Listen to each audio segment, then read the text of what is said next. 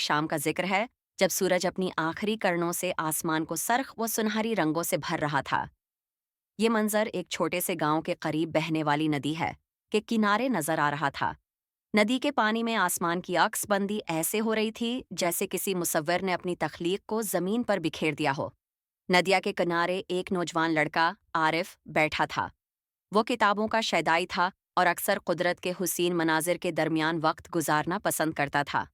اس شام وہ اپنی پسندیدہ کتاب کے ساتھ بیٹھا سورج کو ڈوبتے ہوئے دیکھ رہا تھا۔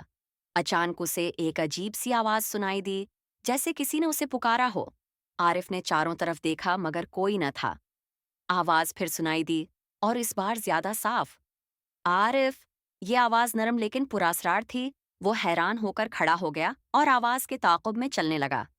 آواز اسے ندی کے اس پار لے گئی جہاں ایک چھوٹا سا جنگل تھا۔ جنگل ہے میں داخل ہوتے ہی وہ ایک عجیب روشنی سے گھر گیا۔ روشنی کے بیچ میں ایک بزرگ کھڑے تھے جن کی آنکھیں علم و حکمت کا خزانہ لگ رہی تھیں۔ بزرگ نے کہا، عارف، تم علم کی تلاش میں ہو لیکن اصل علم قدرت کے رازوں میں پوشیدہ ہے۔ عارف نے ادب سے پوچھا، آپ کون ہیں اور مجھے یہاں کیوں بلایا؟ بزرگ نے مسکراتے ہوئے جواب دیا، میں ہوں، اس جنگل کا نگہبان ہوں اور تمہیں ایک خاص راز سکھانے آیا ہوں۔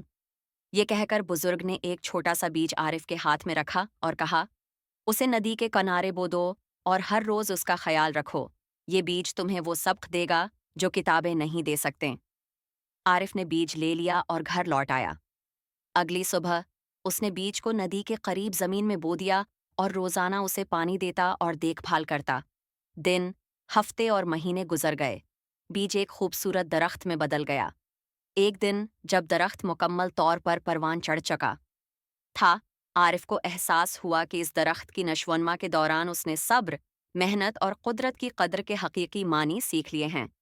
اس نے سمجھا کہ زندگی کا اصل حسن علم اور قدرت کے درمیان توازن میں ہے۔